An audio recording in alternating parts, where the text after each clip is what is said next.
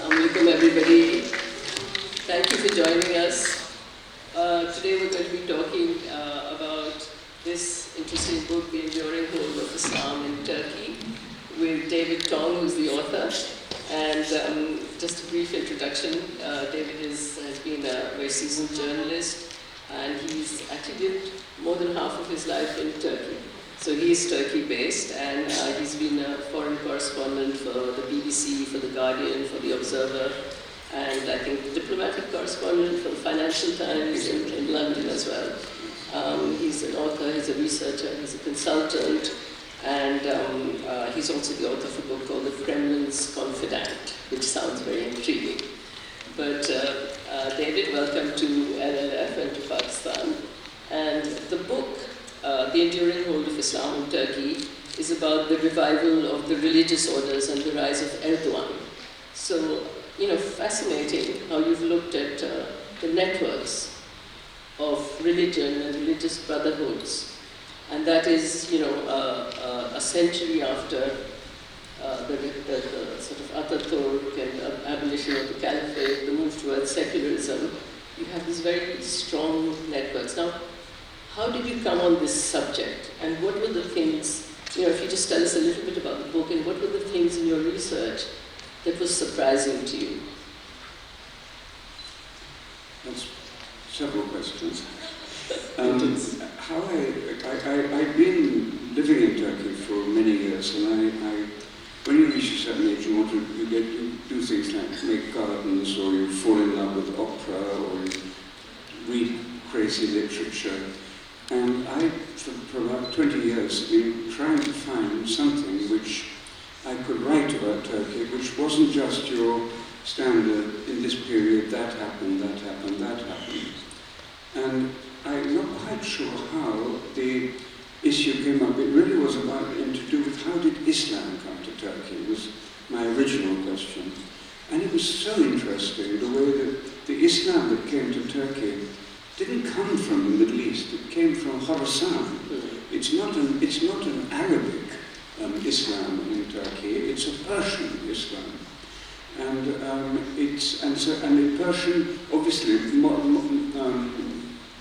very much modified by the people who carried it, who were these Turkic tribes, and more the tribes and the tribesmen and the Babas and the Dedes than the men we know about, like the rulers, Timurhan, and the Mongols and the people who came in, and the Seljuks who had their offshoots in Turkey. But as I looked into that, the more it suddenly, then I began to wonder how this continued on into the present. And you can, if you get into that, then you reach problems with publishers. Publishers want something focused.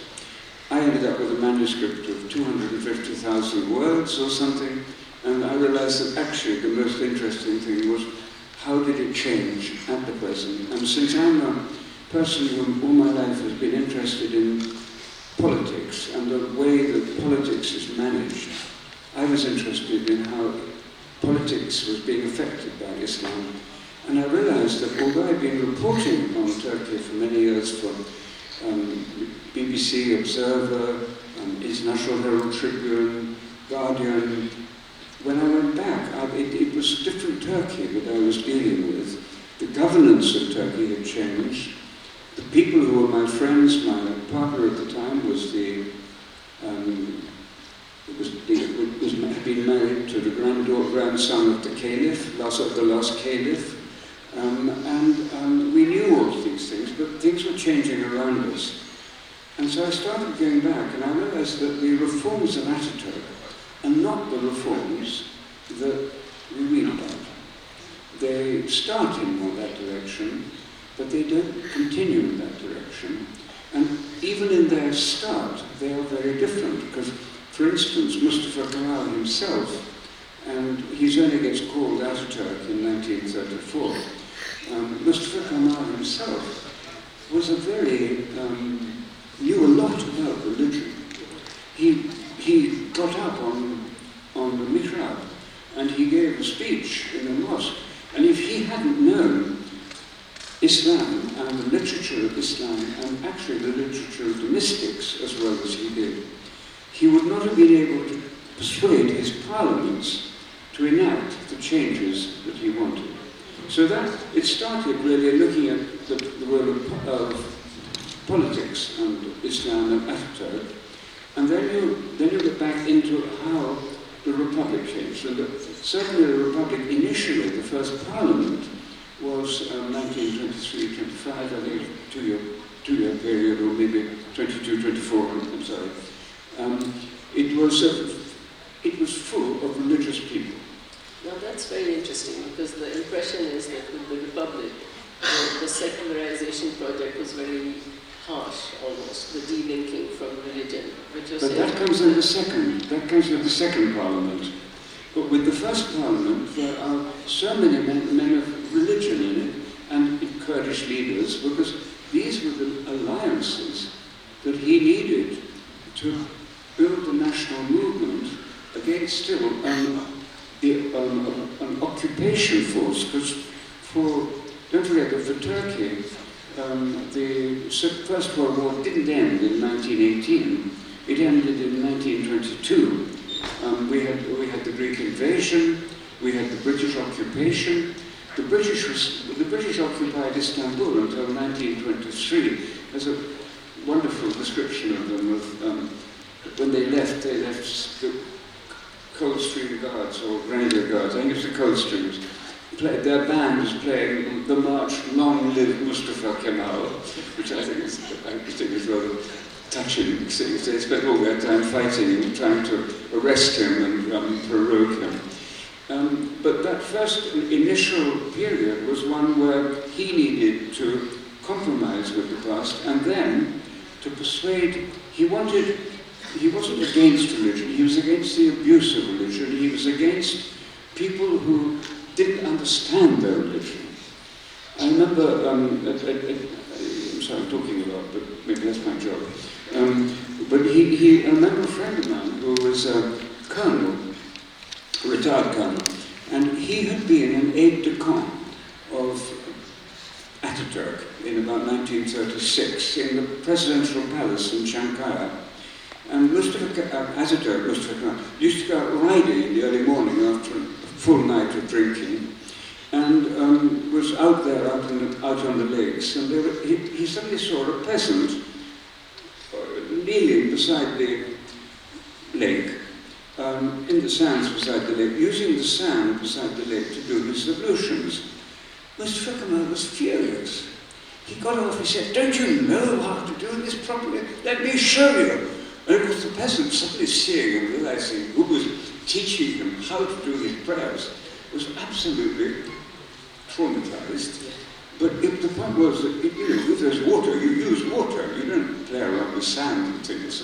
And so he was showing this person, and he was concerned with abuse of religion. He was concerned with deep and dark forces, and he tried to have the Quran translated into Turkish. He tried to have the Ezan we call it the Adhan, in the call to prayer in Turkish. He had them translated. The Adhan was successful. The big celebrations of it, the translations of the Quran were never very successful. So this is a man who had a complex relationship with religion, which you can see in his life, because when he was younger, probably grew up with Mevlevi and Bektashi families in the Balkans. That's where everybody was from a religious order. So just going back to the Republic and the First Parliament, then to counter the influence of the abuse of religion in public life, what were the measures? Was there a severe crackdown? Was it a distancing? Absolutely. It's a very good point. Yes, I mean, well, then we get two things going on. Firstly, he decides that the caliphate is being used by foreign powers and is becoming an alternative focus of power in the country and a focus of attention. And so he has to get rid of that. And he starts very good public relations campaign. He invites all the newspapers and professors to come and talk to him. He persuades them all that this is, you're blinded, we don't need it, it's a tool of the British, and this. And at that moment, some prominent Muslims, and they're all the names familiar to you, right from London, saying, you've got to protect the caliphate. And he says, look, foreign interference. So that's off with the caliphate's head. And then these dens of iniquity and superstition, the teke, you have that word in Urdu as well? Teke, the medrese, the teke, these are all antiquated, full of idleness and lazy people, and full of ignorance. But originally he wants to exempt the Mevlevi and the Bektashi from that. And it's only you see that there's a Greek scholar, needless to say, not a Turkish scholar, who's done very good work on this. And the Greek scholar points out that actually the original text of the law which bans these things, 1925, the words Baba and Dede are excluded, they're perfectly allowed. But so that we start with the banning of those, and then we move to the hat, and the changing of the alphabet, and the moving towards Europe, and looking that way, and turning us back on the past, creating a modern state, a westernized modern state. So we're back on that terrible, divisive debate between modernization and westernization. And it's one you must face in this country all the time. Yes, every day, all the time, yes. Yes. So the religious orders, these religious networks in which you said the Naqshbandis are the most influential, they never really ceased to exist. And they just went from strength to strength, but their influence, I think, they were much more politically oriented, or they had a political meaning or an outlook. You just, talk about that. Yes, they disappeared. I mean, the Mevlevi had done wonderful things in the War of Independence. They'd sent a brigade of useless troops, or a battalion of useless monks. I don't think they did much on the battlefront. But they had supplied the troops with grain. And at some point, the head of the Mevlevi says, well, I think I have a little bit of money for that grain. And the next day, he falls out of his hotel window. Now, maybe it's just a coincidence, but these coincidences happen, and they're very useful sometimes in politics. So the Mevlevi and all these orders, the one which we see a little more continuation, and even the continuation of practices witin Ankara itself, is the Bektashi. They continue, and then until about 1929, when the then leader of the World Bektashi movement goes to Albania, and now we'll see that the Bektashis in Albania now claim the World Heritage, and the problem is that to some extent they're right, because the issue, although all the shrines carry on down and can be found, attempts to recreate them back in Anatolia have completely collapsed. And now they're split, divided, and so many of these movements, those ones which depended on ritual, ceremonial, disappeared. The ones which depended more on the transmission of learning and the transmission of a particular relationship with a particular teacher who would help you with the learning, which would enable you to find your way to enlightenment. This continued, and that, of course, is where the Naqshbandis shone. They don't need ney and drums and music and whirling things, which are, wherever you go in, are the symbol of the Sufi. But the symbol of the Sufi in Turkey nowadays is much more the Naqshbandi one, and the Naqshbandi one, I don't want to know how it is. I do want to know how it is in this country, but I don't know what it is in this country. But the Naqshbandi now is an amazing phenomenon worldwide, whether it's in Chechnya, or Uyghur, or Central Asia, or in Turkey. The one place where it is not to be found, of course, is among the Wahhabis in Saudi Arabia. So these networks of religious learning and brotherhoods have also taken on a very pragmatic form. They've gone into the political and the public life. I mean, we go a century forward from Ataturk and the Republic. You have Erdogan, who's been at the helm in Turkey for the past 2 decades, and his rise is attributed to to the networks of the religious networks, and also associated with Fethullah Gulen and that. So, how do we get that conscious effort of bringing Islam into the political, to the life of the nation? How is that conducted? And if you can speak a little bit about Gulen, because it's a very sort of interesting character and that spectacular rise.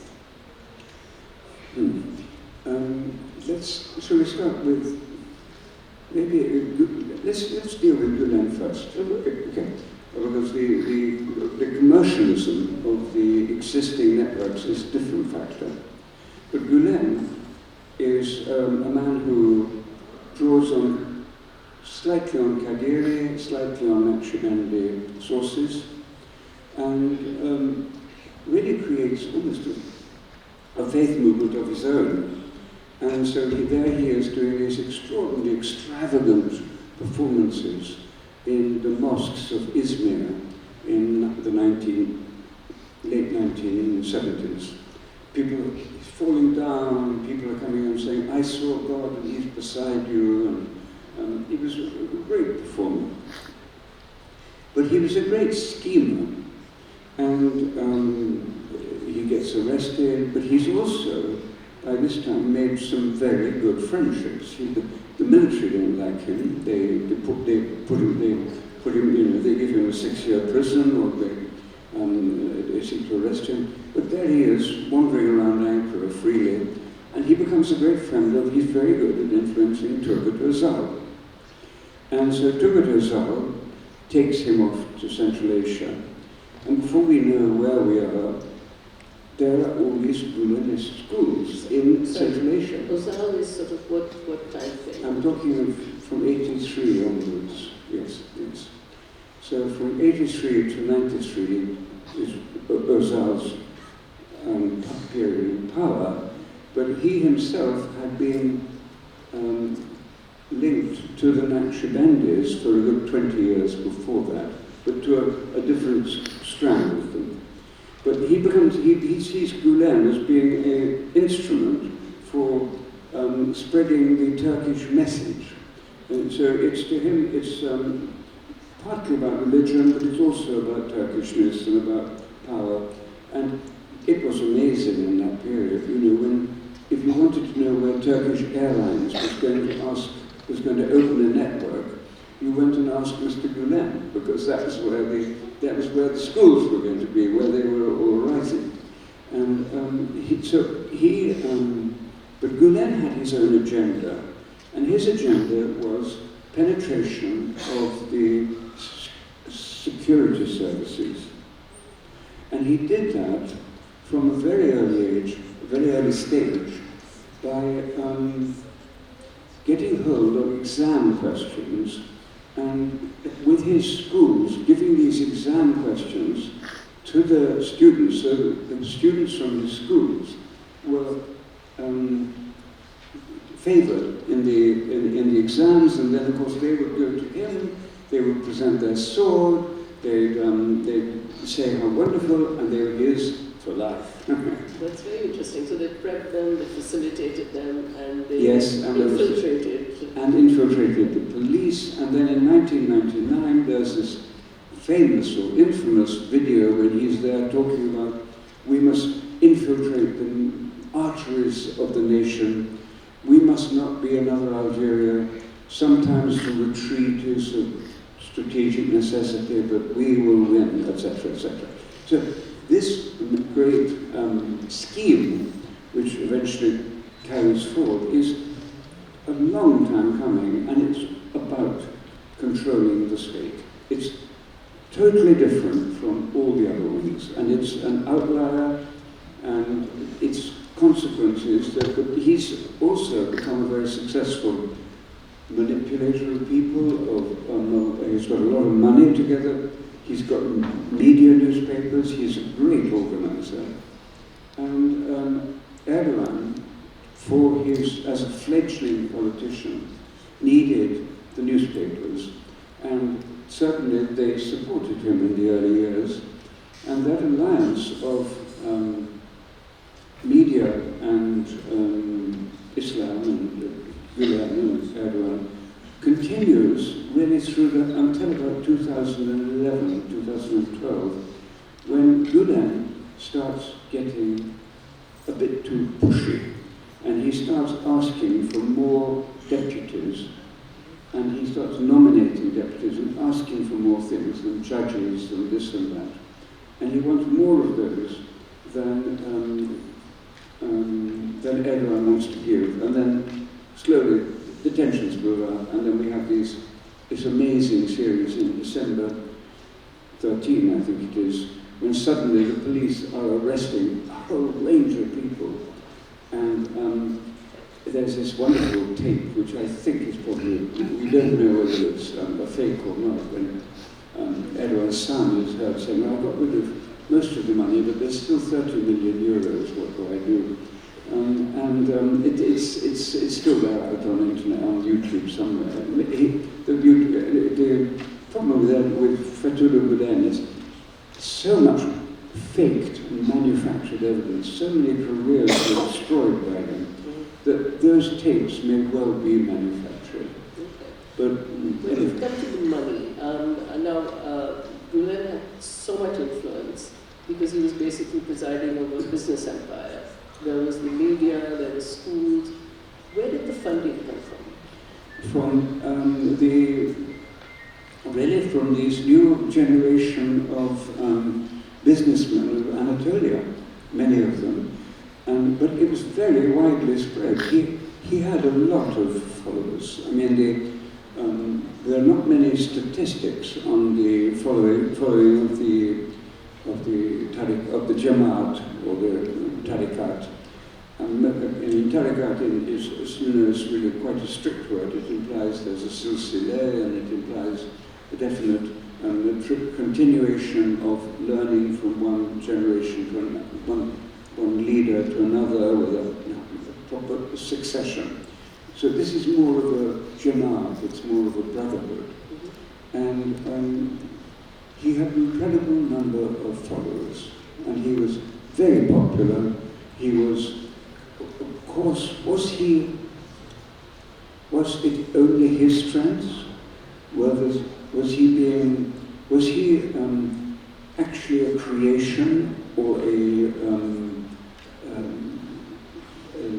was much of his sport coming from across the Atlantic? This was very possible, because they needed moderate Islam. Everyone the whole of the Western world was shocked after Al-Qaeda and the Twin Towers events, and suddenly here is Fethullah Gülen, Muslim, preaching a code of tolerance and reaching out to the Pope and the Orthodox Patriarch and talking of learning and brotherhood, and you get amazing books about published by Oxford University Press, talking of a new enlightenment and comparing him to not to Kant and Sartre and the great thinkers of our time, and it's poetry in this adulation. It's really impressive. And these scholars, these Gülen scholars, have a wonderful. There's a book when they have this post-coup workshop, when they all get together and say, well, how did we get it wrong? But they all got it wrong because they were bored. and they all got it wrong, and very interesting, they all get it wrong. And in that whole book, which says, why do we get it wrong, there isn't a single mention of the prosecutor who tried to get it right in 1999, and whose career was destroyed by a sex tape, which was arranged by the Gulenist movement.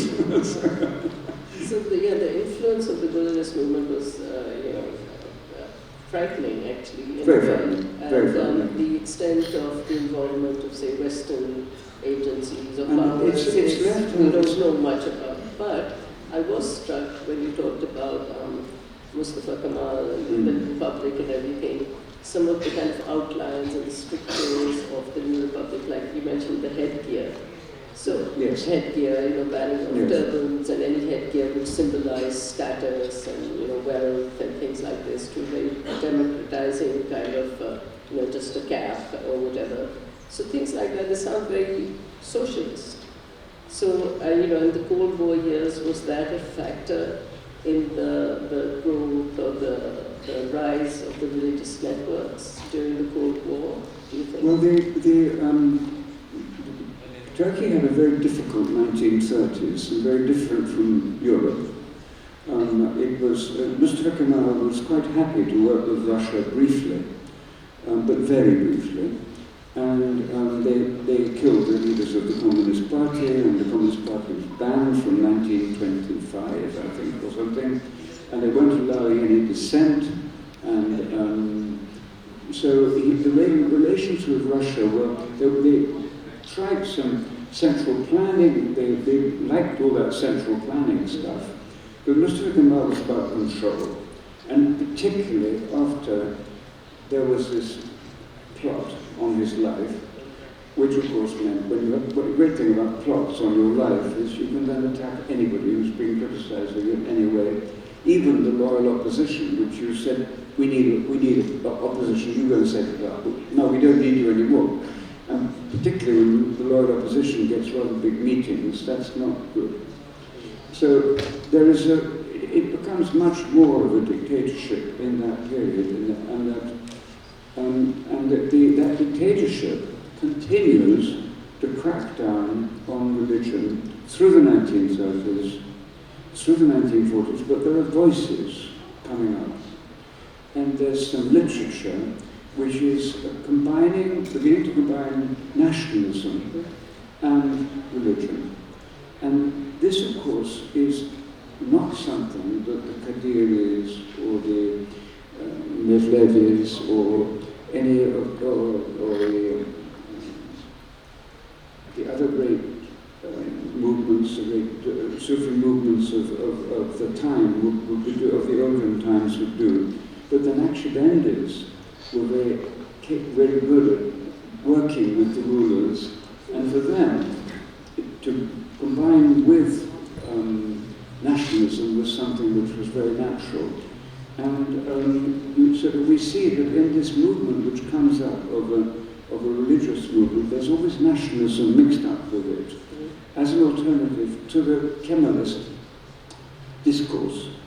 And it's in the 1940s, and as you correctly said, just when the Cold War is happening, and the Cold War is quite nasty in Turkey, because it's quite close. Stalin wanted the Straits, or he wanted a better control over the Straits. He wanted to get back some provinces in eastern Turkey, which they had occupied once or twice in the 1870s, 1880s. So they're very tense and very anti-Russian, so NATO is a very good thing. And at that point, but at the second, we've got two different things going on. We've got this reach out to Europe for security and to the West for security. You want the West for modernization and for technology, but there's inside there's a sense what should our national identity be, and there's a sense that with the multi-party system which comes in 1940, 6 elections, I think it's 46. The second election is the 49. In that multi-party system, people start using religion as a way of mobilizing the voter. And so this is what dominates politics right from back then. Something like 12 Islamic parties were founded between 1946 and 1950.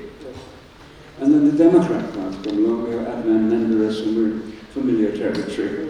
Yeah, but so in that period, that's when and then from that period onward, the really fascinating thing is you make a list of the prime ministers. There are about, say, 23 if you take out the completely caretakers. 19 of them took measures which advanced the cause of Islam in one way or another. So Erdogan is the really important point. He's the product of this process. He is not the cause of it. And that's why I would say that there would, he's a particularly talented politician and a particularly forceful one, to use the adjective, which is good for the public. But he's not going to be alone, I think. I think that's why the Turkey of the future is more likely to be closer to the Turkey of Erdogan than to the Turkey of Demirel or Ecevit. Because culture and politics and everything has sort of settled in into sort of a stable pattern, do you think? Well, it's certainly, it's less tolerant.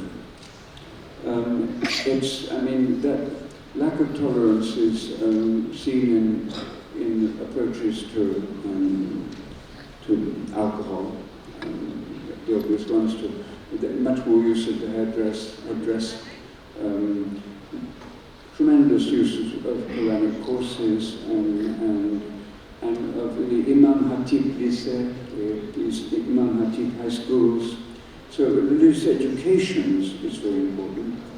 And in parallel with this, you have, coming back to it, the religious orders themselves coming along and seeing that they can take great advantage of this sensitivity where the state was failing to deliver the needs of the public. And the public was not a static public. I'm sure you have this problem in Pakistan. It was a mobile public. They were coming from the rural areas to the cities, and the people who come from the rural areas, they need some form of value reassurance and some form of community to account for the internal refugee status that they have, that sense of longing for somewhere to belong, and that very much strengthens the sense of Islamic community, as it has among the Turks of the diaspora in Western Europe. So in a sense, the religious networks have been also democratizing influence, because all of these leaders seem to have come from quite humble. So what influence? The religious networks seem to have had a democratizing effect, because all of these leaders, Erdogan, Umber, they all came from quite humble backgrounds in many ways. Would you say that's been a factor? There's been a change, there's a new elite now? That's true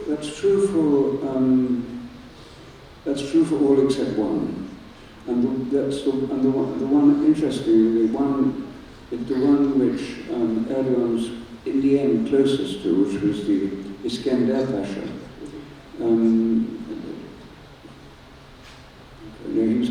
It was the Erenköy movement, which he worked with earlier, which was set up by industrialists, textile people. But you're right. But the others that he was involved in, and he is involved in different stages of his life. He's involved with something like 4 or 5 different orders. You're right, they're humble, they're reaching out to the faith. But very often, I went to listen to one of these, preachers talking, and I went afterwards and talked to one of his aides, and he said, yes, there were, did you see, there were big people, there were the people who were in the audience sitting humbly there, they were quite important local civilians. But it's been a sort of a social mobility, social mobility has been enabled in some way. But you talk about the religious networks and political landscape. I know that in the late 20th century, you'd hear this adage that most countries have an army, but in Turkey the army has a country. So how does that was something we'd heard. But how has that picture changed? And has the army been infiltrated? What is the balance between the military and the politicians of today and the religious networks? I learnt my politics in Greece, strangely, under the colonels. So I grew to have a sort of certain attitude towards the military and politics. And so when Erdogan, in his first 5 years in office, found, with the backing to some extent of Europe, tried to reduce the power of the military in politics. I thought that was an interesting experiment, and one which, in a sense, if you're going to have, where do you start in trying to create a pluralistic, representative democracy? But having the military slightly on one side is always a good start. So many people thought that at that stage, that was something that everyone might be appreciated for. But then you realize that, and there was this, and this is when his alliance with Gulen was important, because that was when you saw pictures of generals being arrested at dawn and carried off, and still being in prison nowadays. I mean, there was quite a lot of these were very interesting days, but they were Gulen created days, and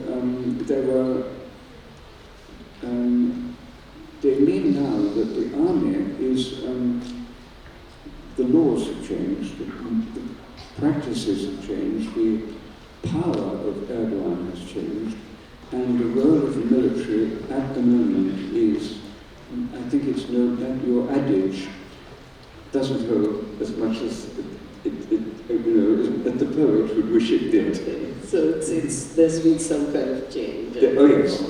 And what you said about the Gulen networks infiltrating the government institutions and the police, I think, as well. Oh, police. So I mean, there are about 15 official gazettes expelling people from different institutions. There are about 150 institutions they get expelled from.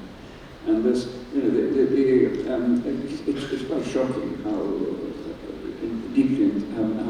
widely spread they were, and how the police knew what they were doing. In fact, the evidence seems to be that the reason the coup took place on their day was because the police had a list of a certain number of officers who they were going to arrest on Monday, and the coup took place on Friday, because they were going to be arrested. And then there's some very funny stuff, and the parliamentary inquiry into the coup has never happened.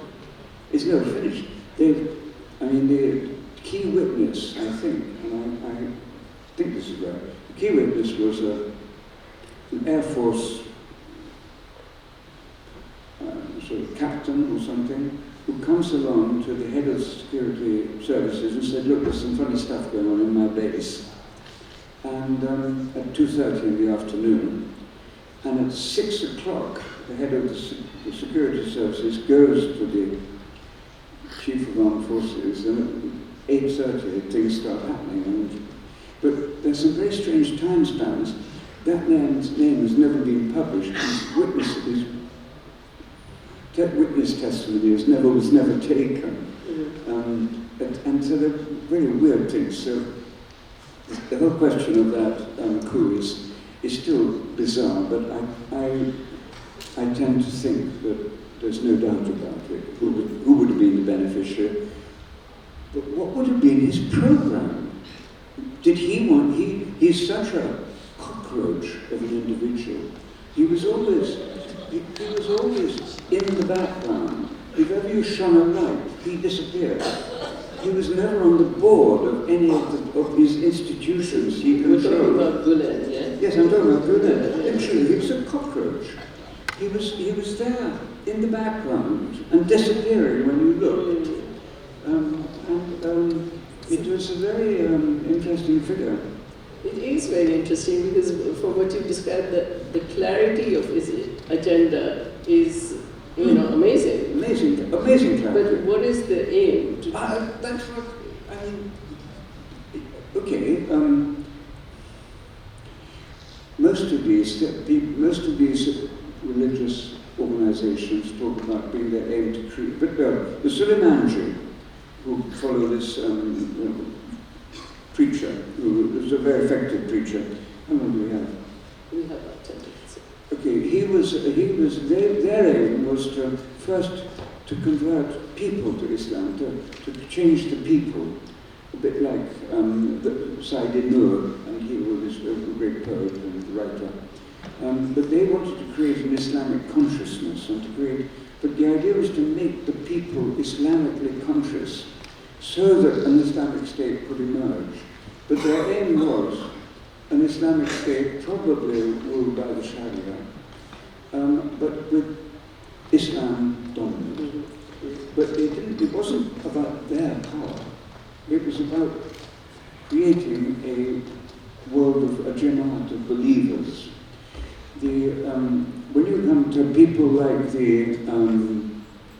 When you come to people like the Menzil and these people are much more concerned with commerce, and they've got tremendous commercial operations. And then there's others who didn't have them. So it's a slightly vague thing, but what they all had was a foreign footprint, and I'm sure that quite a lot of them have been active in Pakistan. My friend who said he'd do some research for me on this never did it. Okay, I've been told we need to sort of wind up so we can move to questions, but before we do, can I just ask, have there been any reactions to your book in Turkey? It's not been published in Turkish yet. Okay. It's not been widely circulated in Turkey. I know that it's appeared in a couple of newsletters. I'm told it's caused a stir, but I have a feeling that's a stir among les bien-pensants. I'm not sure that it's necessarily. I don't think it will create a stir among the Erdogan people. I had it put before a lawyer who specializes in press cases before I published it. Oh, good on you. That was wise. Okay, we have some time for questions. So if there are any questions, we've got a microphone somewhere. We've got someone here, someone. My question is about the great mystery regarding Turkish politics and governance. That Turkish army had a role in the governance and in forming the governments. But how did Erdogan manage this to diminish their role in forming the government and then governing the country again? And then again administratively forcing them to behave like subordinates instead of behaving like bosses, just the way they do in our country, in Pakistan. Thank you. Well, they tried to behave like bosses in 2007 because the issue came up with the presidential election, and the president was elected by parliament, and the parliament wanted to elect Abdullah Gül, whose wife she'd married him at 15, and he was a devout person. The armed forces put out a sort of message or a sort of a threat on their website. And Erdogan called an election, and it was literally, virtually, the armed forces or us. And that is when he got 48% of the vote. Yes, it was a very, and or maybe 52, I can't remember, but his vote is down to 35% now, 30%. And, but it was that concentration, so that gave him the democratic support, which isn't enough. Then he made some constitutional changes which allowed him, which brought the military within the control of the control mechanisms of the state. The chiefs of general staff were above the law beforehand. If they went to a meeting at NATO, they would never sit behind the Minister of Defense. They'd leave rather than sit behind. And they could not be arrested or tried by civil courts. And he made those legal changes, he pushed them through, and it was those changes which then became mixed up with some very weird plots, where there were alleged plots, and we suddenly got the Ergenekon trial, and the Balyoz trial, and this one, and suddenly we had hundreds of officers arrested for this, that, and the other, and they were stunned, because they knew that at that point, to go against a leader with that voting, and with all the media and everything, was a pretty tricky thing. And I think that could have been changed by the coup, which failed, of 2015, 16, I was getting the other one, which was so amateur. I mean, all of us know about coups. That was a really bad one. Well, because it was unsuccessful. But any other questions? And that's one of them.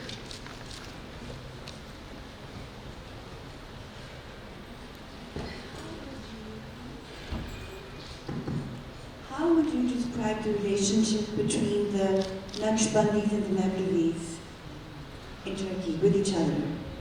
I'm sorry, my hearing isn't obviously good enough. How would you describe the relationship between the Mevlevis and the Naqshbandis with each other in Turkey? The relationship between the Naqshbandis and the Mevlevis.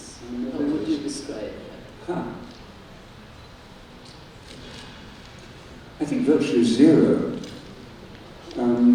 The Mevlevi got some form of public resuscitation in the 1950s for tourist purposes, so that people can go to Tonge and watch the Mevlevi's world, and it was a very moving experience. I remember going, and as they went by, their skirts were sending up a breeze. It was fantastic. It wasn't in the 50s, it was a bit later. But the Mevlevis then, you see, they had this, and then people suddenly realized that the Mevlevi heritage, the Mevlevis were a good brand. They had a great poet who was selling like hot cakes in America, and his music was super. And so then different people set up a couple of organizations, and then one branch of the family said, well, we'd better get in on this. And they started declaring themselves the heirs and this, that, the other. And then they thought, well, we'd better go for the financial legacy as well, because there are all these trusts which had lots of money and lots of revenue, and which were grabbed by the state in the 1920s. But the courts actually found out, or no, it took a long time, but now the courts have decided that the people who run the Mevlevi movement and claim they are the heads of the Mevlevi aren't actually the legal heirs to the financial tradition. The other point is that I think they're not really, in many senses, the spiritual heirs, because to be a Mevlevi and a really true level, means that you need to have had that period as 3 years of isolation in a cell. You need to have been where you're sitting and thinking and learning.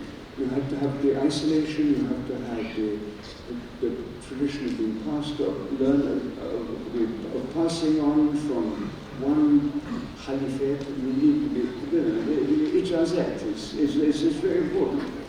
These people who claim to be the current learners have none of that. They have blood. And they claim that blood alone is enough. Well, no one's, it's not to me enough. They do things like, they tell fortune with the coffee cup. Now that's not very Islamic. Coffee cup reading, yes. It has an enduring hold on all of us. But anyway, I have a lot more questions, but we've run out of time now, unfortunately. So the book is available here if anyone is interested. It's incredibly detailed, very informative, and of course David will be available for signing it as well. But thank you so much, David Tonge, and thank you all for being here. And thank you, Umber, for really steering questions so elegantly.